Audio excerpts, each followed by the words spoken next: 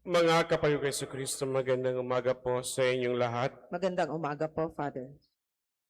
Nitong mga nakarang araw, pinagnilayan natin ang tungkol sa banal na karunungan ng Diyos na Kanyang ibinibigay sa atin bilang Kanyang papala araw-araw upang sa ating patuloy na paglalakbay, upang panibaguhin ang ating pamumuhay at buhay bilang mga Kristiyano at mga anak ng Diyos.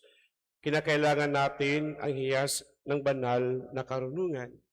Upang sa pamamagitan nito, magkaroon tayo ng kung paano magkaroon ng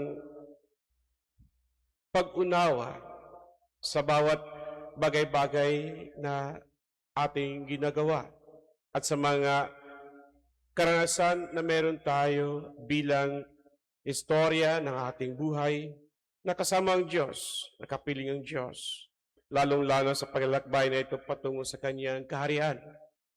Wala namang ibang ninanais ang Diyos, kundi hingkayatin lahat tayo na makapasok sa Kanyang kaharian. Ngunit alam natin na marami tayong mga sagabal, maraming ayaw tayong makarating sa kung ano ang kagustuhan ng Diyos para sa atin na siyang ang kaharian sa kalangitan, ang paraisong Kanyang tinalaga para sa ating lahat. Kaya mga kapatid, sa banal na karunungan na ibinibigay ng Diyos sa atin sa araw-araw, sa lahat ng mga karanasan na meron tayo, lalong-lalo na sa araw-araw nating pagninilay at pagbubulay-bulay sa salita ng Diyos, kung ito ba'y naaayon sa ating pamumuhay, kinakailangan na gamitan natin ng banal na karunungan ito upang patuloy ang ating palalakbay kahit pa may humahadlang sa atin. Ang lahat ng mga ito ay mga pagsubok lamang. Maraming ibinibigay at maraming gustong ipapakita sa atin ang mundo.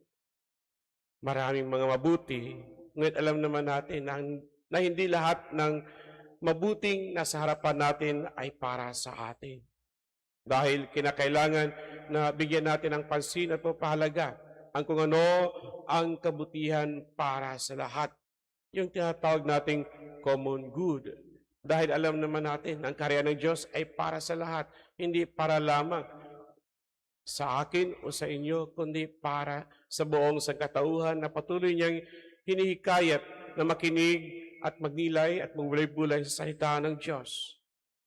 Kung maramdaman natin na kung saan na nagkakaroon na ng panibago ang ating buhay dahil kaya na nating isakripisyo ang ating sarili para sa kabutihan ng lahat, iyon ang nagbigay sa atin ng hudyat na tayo ay naninirahan na kahit nandito pa tayo sa lupa sa kaharian ng Diyos.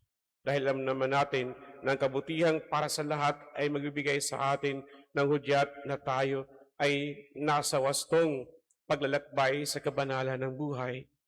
Nawa mga kapatid, bigyan natin ipapahalaga ang bawat karanasan na meron tayo, mabuti man o masama, dahil doon nakikita natin at maramdaman kung ano talaga ang kagustuhan ng Diyos para sa atin at para sa lahat. Amen.